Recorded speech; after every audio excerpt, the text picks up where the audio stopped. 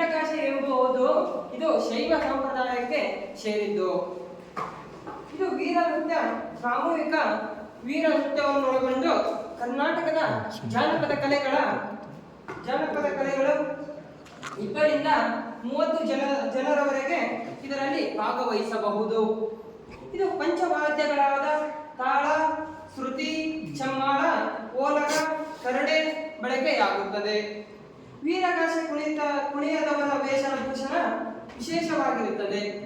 ಬಿಳಿಯ ಪಂಚೆಯ ವೀರಗಚ್ಚೆ, ತಲೆಗೆ ಅರಿಶಿಣ ಅಥವಾ ನೀಲಿ ಬಣ್ಣದ ರುಮಾಲು, ಕಾವಿ ಬಣ್ಣದ ಕಸಂಗಿ, ಕೊರಳಲ್ಲಿ ರುದ್ರಾಕ್ಷಿ ಸರ, ಹಣೆಗೆ ವಿಭೂತಿ, ಕರುಣಕುಂಡ, ಸೊಂಟದ ಪಟ್ಟಿ, ಬಿಚ್ಚುಗತ್ತಿ, ಕಾಲ್ಗೆಜ್ಜೆ ಧರಿಸುತ್ತಾರೆ. ಅಹಾ ರುದ್ರ, ಅಹಾ ದೇವ ಎಂದು ವೀರಗಾಸೆ ನರ್ತಕ ಹೇಳುವ ಒಡಪಿನೊಂದಿಗೆ ಕುಣಿತ ಪ್ರಾರಂಭವಾಗುತ್ತದೆ. ಈ ಕುಣಿತದಲ್ಲಿ ವೀರಭದ್ರ ಹುಟ್ಟಿದ ಸಂದರ್ಭ ವರ್ತನೆ ಹೀಗಿದೆ.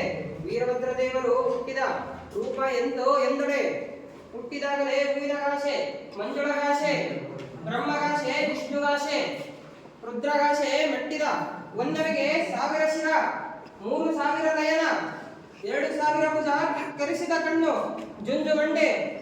ಕಿತ್ತಪ್ಪ ವೀರಭದ್ರ ದೇವರು ಹೋಮದ ಕುಂಡದ ಒಳಗೆ ಹೇಗೆ ಬರುತ್ತಾರೆ ಎಂದರೆ ತಾಳ, ಶ್ರುತಿ, ಚಮ್ಮಾಳ, ಓಲಗ, ಕರಡೆ ಓರ್ಗರಹಿತ ವೀರಭದ್ರ ದೇವರು ಕುಂಡದ ಒಳಗೆ ಬರುತ್ತಾರೆ.